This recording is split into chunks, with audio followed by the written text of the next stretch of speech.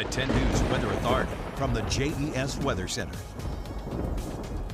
Good Friday morning, everyone. Here is a look at your temperatures across the board. We're waking up between about 40 and 45 degrees. A couple of us are waking up with temperatures in the upper 30s, like Alta Vista, Pulaski, and Whiteville at 37, 38, and 39. But it is fairly mild out there. We've got a little bit of cloud cover overhead, so trapping in a little bit of warmth that we received yesterday afternoon when we got into the 70s. We'll get up to about 48 degrees by 10 a.m. this morning.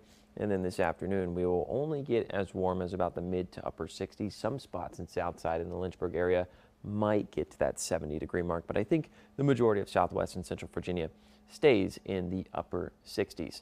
Now, Weather Authority Alert Day does kick into effect tomorrow afternoon, and this will last through Sunday. This is for the entirety of Southwest and Central Virginia because we are tracking showers and storms that are going to be moving in. Now, to sort of lay out the foundation, we have to look to our west, and we have to look at today's severe weather risk that is going to be unfolding.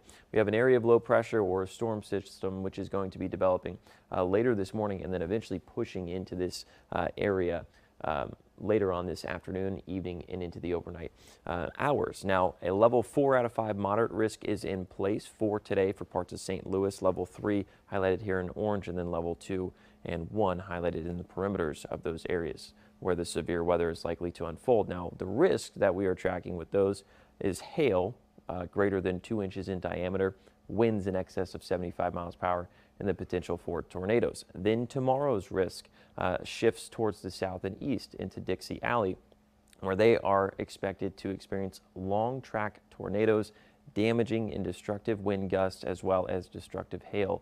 This is all possible for parts of the Mississippi Valley as well as Dixie Alley. Now, that level 4 threat is in place down there, but for us on our Saturday, this is primarily roughly 7 p.m. to about midnight. We are tracking the chance for level 1 storms to occur, which is just isolated storms that are likely here in green, and then maybe a little bit more scattered towards parts of the New River Valley. But I do think that the risk is highest on our Sunday, and that's indicated by the Storm Prediction Center. Level 2 out of 5 is in place for our Sunday. That will kick into effect at midnight. This will last all day Sunday, but I think the timing of storms wraps up before the evening hours.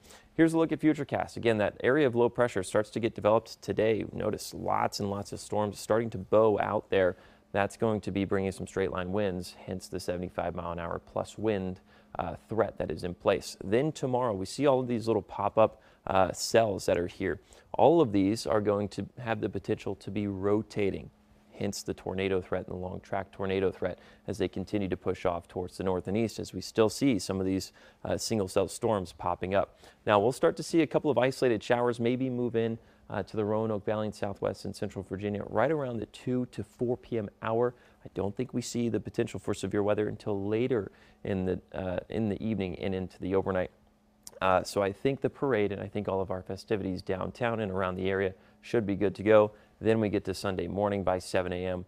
We are dealing with the potential for some gusty winds as well as some heavy rain. Localized flooding is possible. And then once we get into the afternoon hours, 3 p.m., then we have the potential for some of those discrete and single cells to develop, hence adding to the potential for the tornado threat. So severe weather chances right now, wind is highest, hail is also up there, tornadoes, lightning, and flooding are all on the table at this time, just given the severity of this storm system as it tracks from west to east.